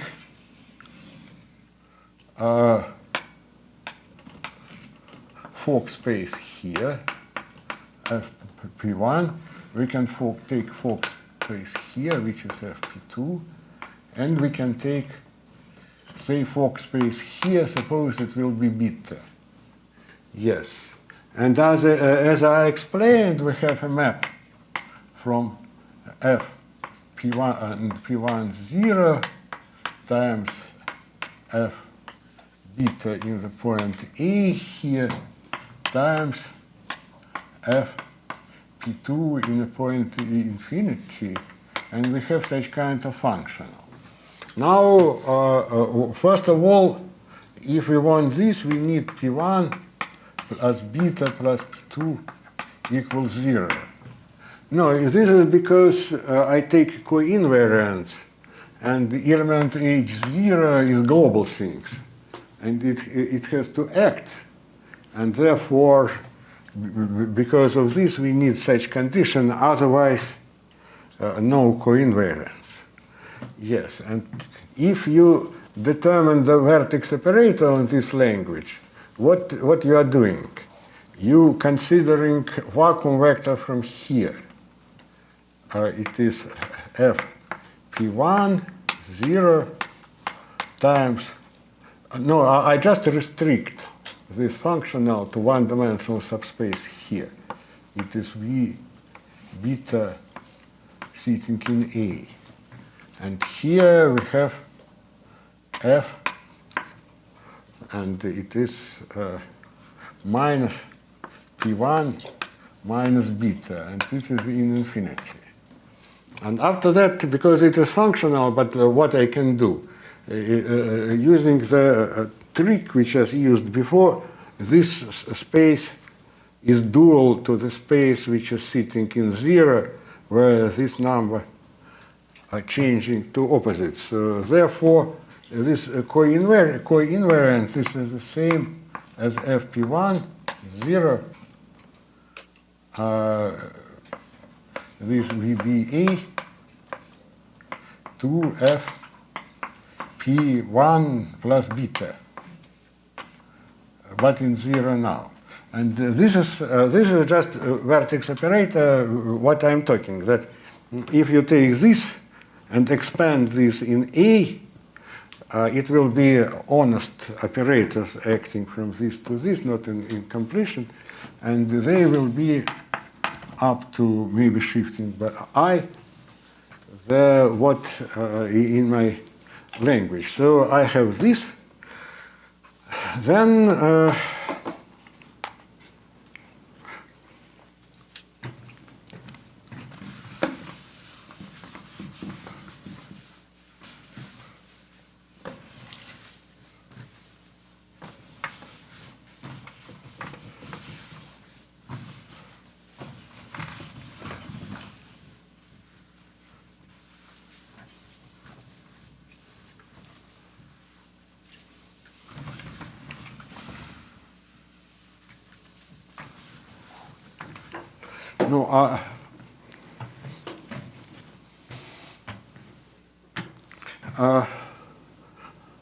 no, my goal maybe, I have some time, but not much. And surely people are tired. A lot of, for 3 hours, it was too much. Anyway, I have two things. And one of them is following, that I have Heisenberg. Yes. And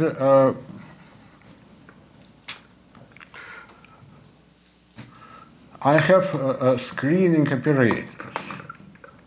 What does it mean? It means that I have the following. I have point, and here I have F0. And I have, no, it is possible to say by the following way. So here I have F alpha, and here I have F minus alpha. Yes, and therefore, vertex operator is, as I said, it is highest weight vector. I substitute in these 3-point things. And then expand. And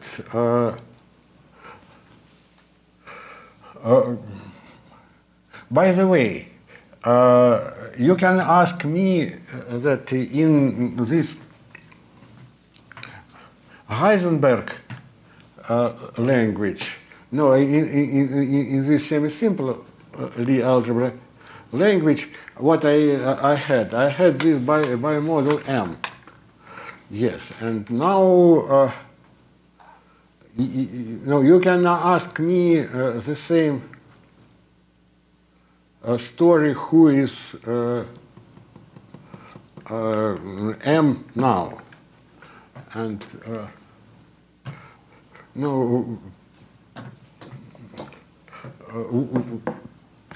what? Let me say some candidate for such M. Well, I have a vertex operator V alpha depending in a point A. Yes, and then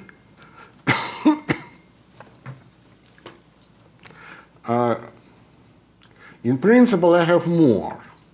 I can consider any vector from here, some r,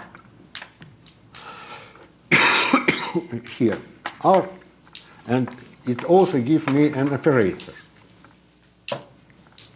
All such operators are for any E, surely they are elements of my bimodals. And how to say?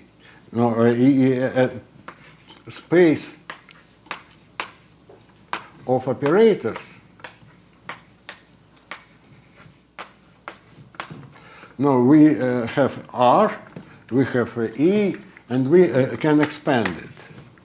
Ri, E minus I. All such objects are some operators acting from F0 to F alpha. And by the way, such kind of elements are a section of some sheaf on CP1.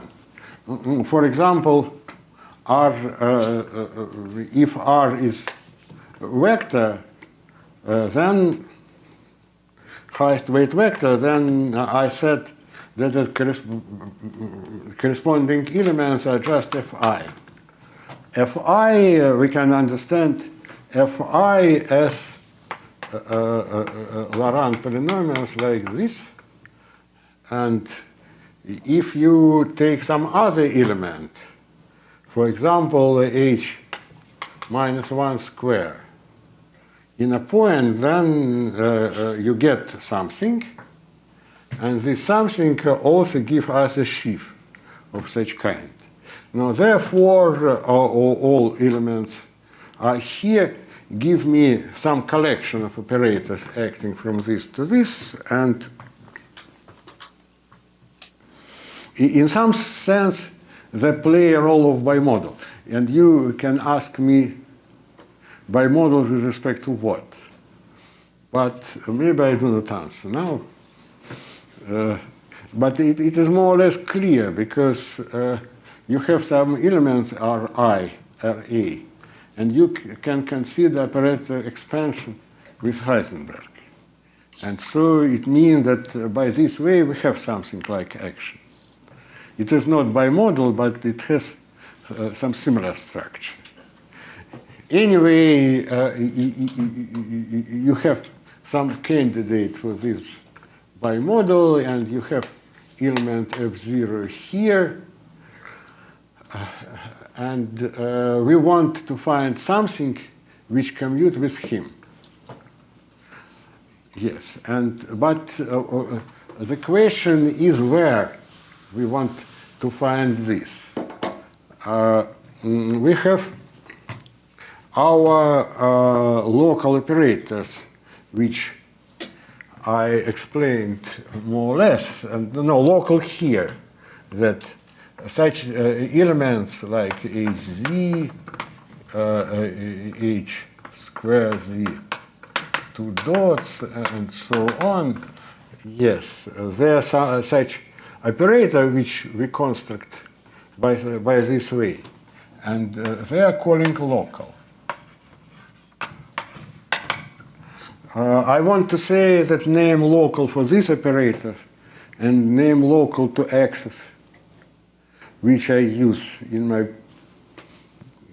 2 hours before now, it is not coincidence, it is actually the same things.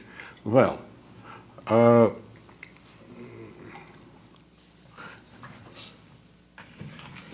anyway, problem here is following.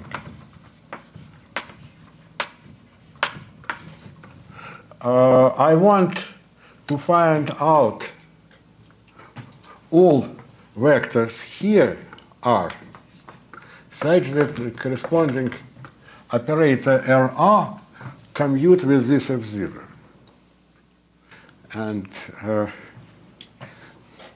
And if I can, and such kind of element, they form the W-algebra, and in this case, it will be Virasoro. Yes, and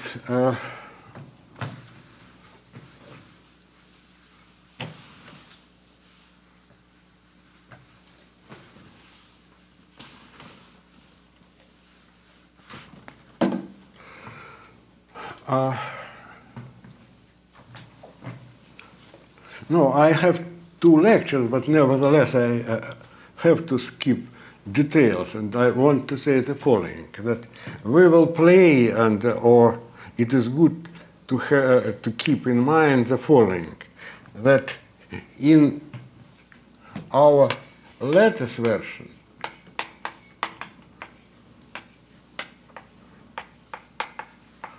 we had collection of local operators which, for example, in some case, generate by this. And we are looking for combination of this such that adjoint action of S of applying to this is 0. And here,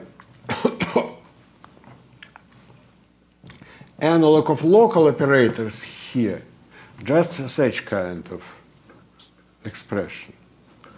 And analog operator at S acting from S1, for example, acting from this to A10, and S2 acting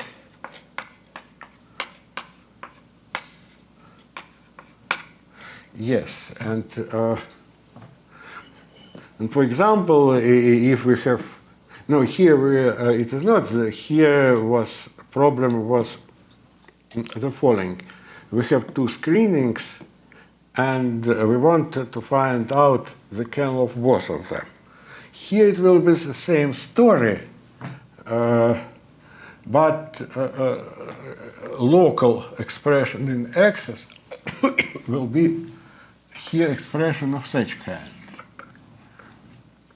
And map like this, it will be a map from F0 to F alpha.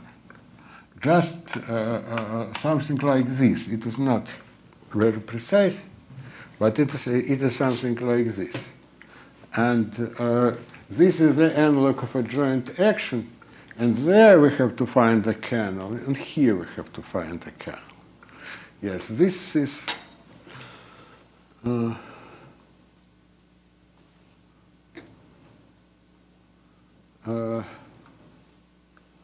I have to explain more about this, but I think we have to stop.